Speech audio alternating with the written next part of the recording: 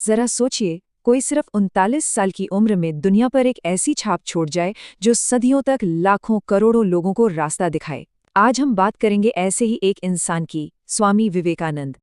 ये सिर्फ कुछ शब्द नहीं है, ये तो एक तरह का बिगुल है, एक आवाज है जिसने उनके पूरे मिशन को एक दिशा दी। और बस यहीं से हमारी ये कहानी शुरू होती है। तो दुनिया के लिए एक बड़ा नाम बनने से पहले विवेकानंद एक घूमते फिरते सन्यासी थे, भारत की सड़कों पर, गलियों में। लेकिन इस सफर में उन्होंने कुछ ऐसा देखा, एक ऐसी हकीकत देखी जिसने उन्हें अंदर तक हिलाकर रख दिया। उन्होंने जो पूरे भारत का चक्कर लगाया, वो सिर्फ जगहों को देखना नहीं था। असल में वो तो पूरे देश के दर्द को, उसकी तकलीफ को अपने अंदर महसूस कर रहे थे।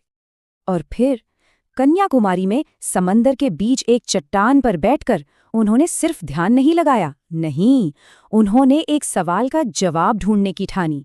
एक ऐसा सवाल था कि भारत की आत्मा को फिर से कैसे जगाया जाए। और यही वो पल था जिसने एक ऐसे सफर की नींव रखी जो उन्हें दुनिया के दूसरे कोने तक ले जाने वाला था। तो उन्होंने तय किया कि वो अमेरिका जाएंगे, वहां हो रही विश्व धर्म संसद में हिस्सा लेंगे। लेकिन सिर्फ एक प्रतिनिधि बनकर नहीं, बल्कि भारत के उस सदियों पुराने ज्ञान की आवाज बनकर जाएंगे, जिसमें उन्हें यकीन था कि हर सवाल का जवाब है। पर ये सफर ये बिल्कुल भी आसान नहीं होने वाला था। असल में तो उनका मिशन शुरू होने से पहले ही खत्म होने की कगार पर पहुंच गया था। तो सोचिए जरा, पार्लियामेंट तो आगे बढ़ गई थी, रजिस्ट्रेशन भी बंद हो चुके थे, उनके पास कोई ऑफिशियल लेटर भी नहीं था, और पैसे भी तेजी से खत्म हो रहे थे। तो एक अनजान देश में ये अनजान सन्यासी बिल्कुल अकेले और एक मुश्किल हालात में फंस गए थे।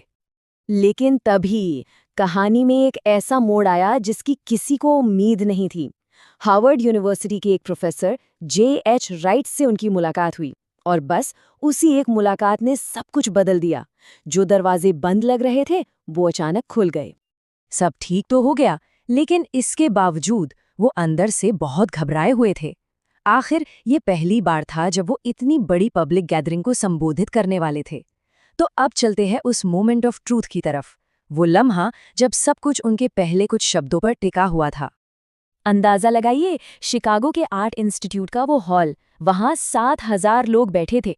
और ये कोई आम लोग नहीं थे, दुनिया के बड़े बड़े विद्वान, पढ़े लिखे लोग। प्रेशर कितना ज्यादा होगा ये हम सोच ही सकते हैं। और फिर वो दिन आया। वो बोलने के लिए खड़े हुए और एक ऐसा संदेश दिया जिसकी गूंज आज तक दुनिया भर में सुनाई देती है। शुरुआत में उन्होंने सिर्फ 5 शब्द कहे, sisters and brothers of America. और बस इन 5 शब्दों ने ही वहां मौजूद हर एक इंसान का दिल जीत लिया। इसका असर इतना जबरदस्त था कि लोग अपनी सीटों से खड़े हो गए और पूरे 2 मिनट तक तालियां बजती रहीं। वो अपनी स्पीच आगे शुरू भी नहीं कर पाए थे। अब सवाल ये है कि ऐसा क्या था इन शब्दों में? ये सिर्फ शब्दों का कमाल नहीं था, इसके पीछे एक बहुत गहरा दर्शन था। चलिए अब उसे समझते हैं। उन्होंने समझाया कि मंजिल तो एक ही है, खुद को जानना, लेकिन वहां तक पहुंचने के रास्ते अलग अलग हो सकते हैं, हर किसी के स्वभाव के हिसाब से। जैसे कर्म योग, यानी बिना किसी फल की इच्छा के काम करना, भक्ति योग यानी प्यार और समर्पण का रास्ता, ज्ञान योग जो बुद्धि और ज्ञान का रास्ता है, और राजयोग यानी ध्यान और मन पर काबू पाने का रास्ता। और एक बहुत ही कमाल का कॉन्सेप्ट उन्होंने दिया, संस्कार का। इसका मतलब है कि हम जो भी सोचते हैं, जो भी करते हैं, वो हमारे मन पर एक छाप छोड़ जाता है, और यही सारी छापें, यही संस्कार मिलकर हमारा कैरेक्टर बनाते हैं। इसका सीधा मतलब क्या हुआ कि हमारा चरित्र पत्थर की लकीर नहीं है, हम खुद अपने कर्मों से हर पल उसे गढ़ रहे हैं। कर्म योग के बारे में उन्होंने एक बहुत गहरी बात समझाई। देखिए, मदद करने के 2 तरीके हो सकते हैं। एक, जब हम किसी पर दया करके मदद करते हैं तो कहीं ना कहीं हम खुद को बड़ा समझते हैं। इससे हमारा मैं, हमारा ईगो और मजबूत होता है। लेकिन दूसरा तरीका है सेवा का। जब हम ये सोचकर मदद करते हैं कि हमें किसी की सेवा करने का सौभाग्य मिला, तब हम आभारी होते हैं। इससे मैं खत्म होता है, और यही सच्ची सेवा है।